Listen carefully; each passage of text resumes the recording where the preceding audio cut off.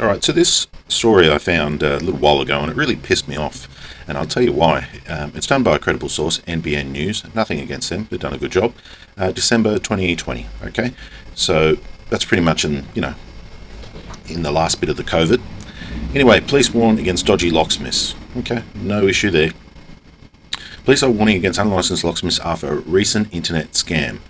The Security Licensing and Enforcement Directorate says mobile locksmiths advertising significantly cheaper prices online may be one of these to scope out your house.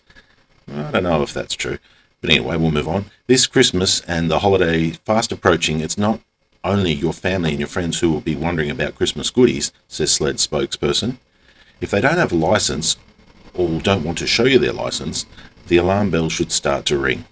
The security license allows police to perform checks to give the public confidence the locksmith they are using is qualified and legitimate.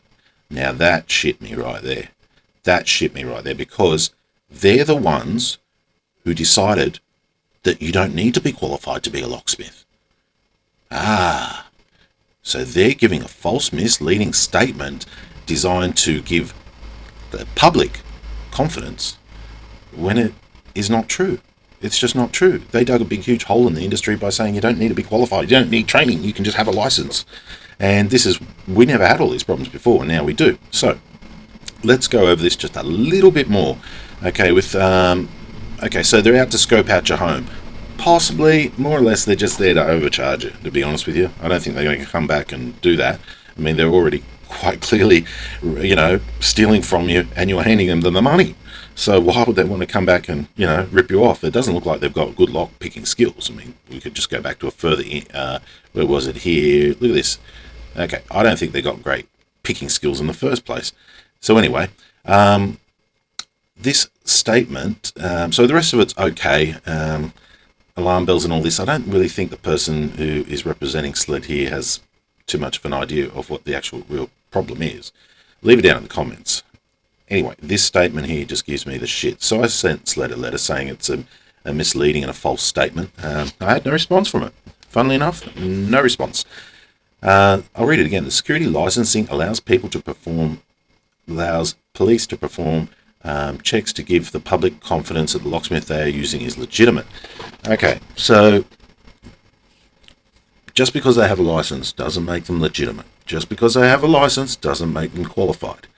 Just because they have a license doesn't really give the public any guarantee on professionalism, qualifications, or what to expect now that SLED has removed the need for training. It just means that they've paid the money. This was brought up many times to SLED. I've brought it up here, and you can say I'm saying bring back the need for this, and basically we've got all these people that are so-called locksmiths, and this is his response here. And what qualifications do you propose be required for 2C license? See, the problem is they want to categorize everybody under 2C rather than have subcategories, and rather than have categories for particular things. Like I know in the security industry, such as bodyguard is 1B. I think C is crowd control, F is firearm, H is handgun, whatever. D is dog.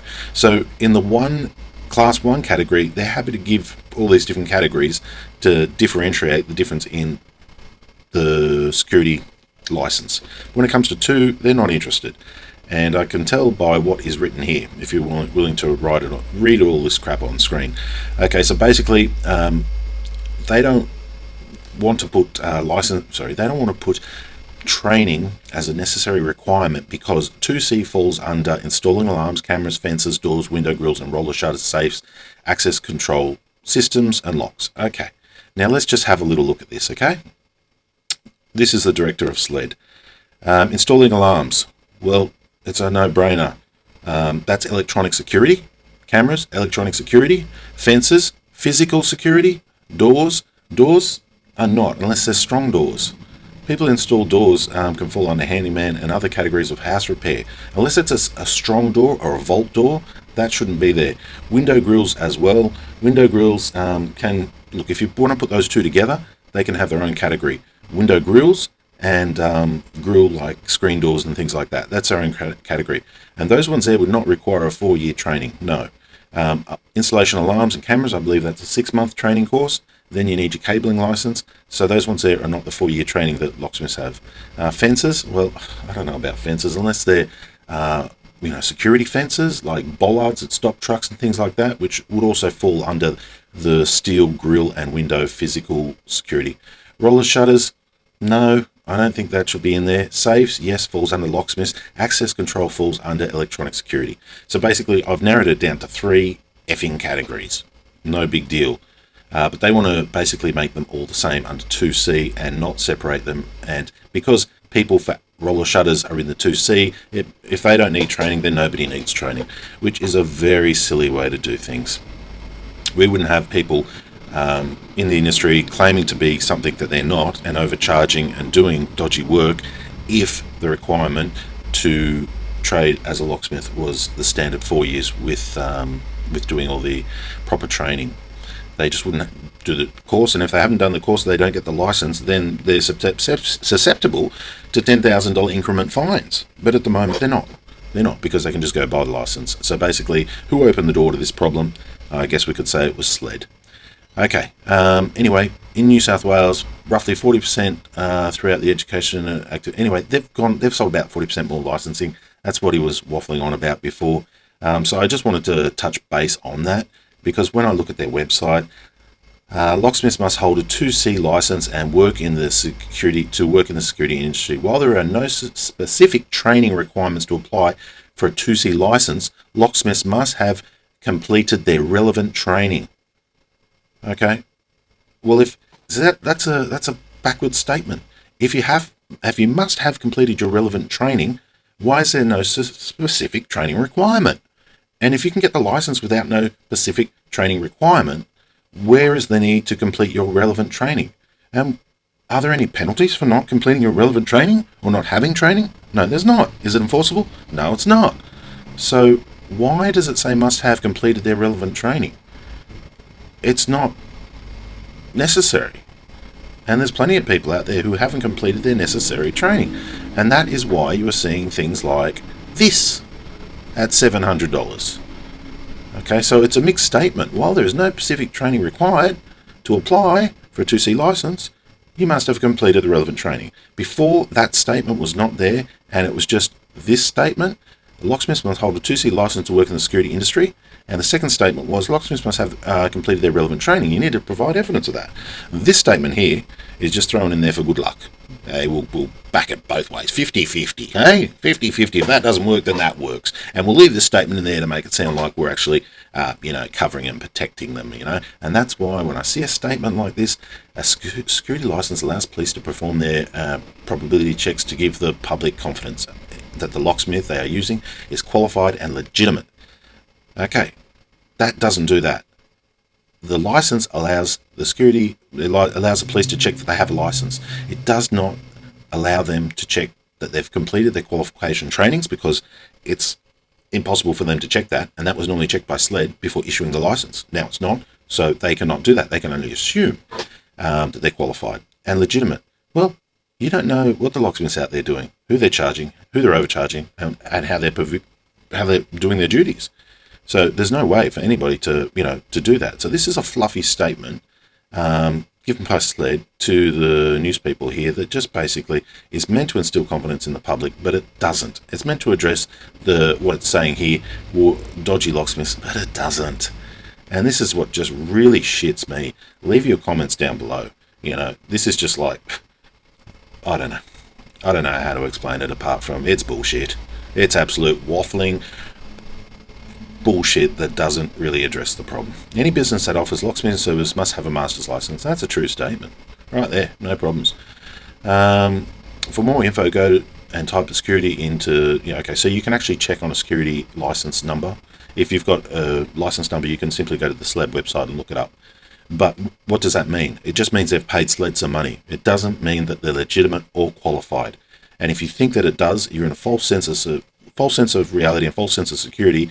And that false sense of security is provided by SLED because, once again, there is no specific training requirement to apply for a 2C license, and they are not in the position or capable of separating different license classes. Yet they can do it for 1A, B, C, and C and F and all the rest. They can do it for all that, but it's just too hard for anybody else to do it. And as you can see by the comments, the comment I got back from Cameron, he sounds like a good bloke, but it's pretty much, well, what do you propose we do? And one of his comments was to me, you know as much about the regulations as I do about the locksmithing industry. That was one of his comments, which I was flabbergasted. How can you be the director of SLED, Security Licensing and Enforcement Directorate, if you don't know anything about the security industry? And that might be the fairest statement that he said, because this is an absolute shit fight. You know, this is just a shit show. Qualified and legitimate. No, you're giving false hope there. You requirement, you know, there's no requirement for this, but you must have completed relevant training. Huh. Yeah, okay. Which one is it? Leave your comments down below.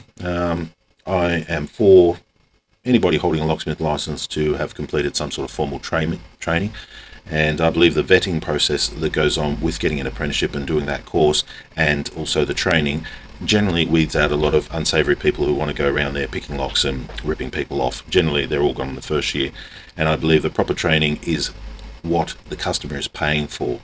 And if you're not giving the customer what you're paying for, you're pretty much just ripping them off. If you're going to go to a job site and you're not trained to act in that profession, and you take 10 hours to perform a job, as we were a qualified person will turn up and do it in 1 hour and charge $100, and you turn up and charge them $1,000, I don't believe that's in the customer's interest. And I believe that is why, if you're going to be a tradie, you should be trained as a tradie. And there's a lot of other things that go along with this, such as OH&S, training, safety. If you're on performing any sort of duties as a tradesperson, you must be safely and adequately trained to do so.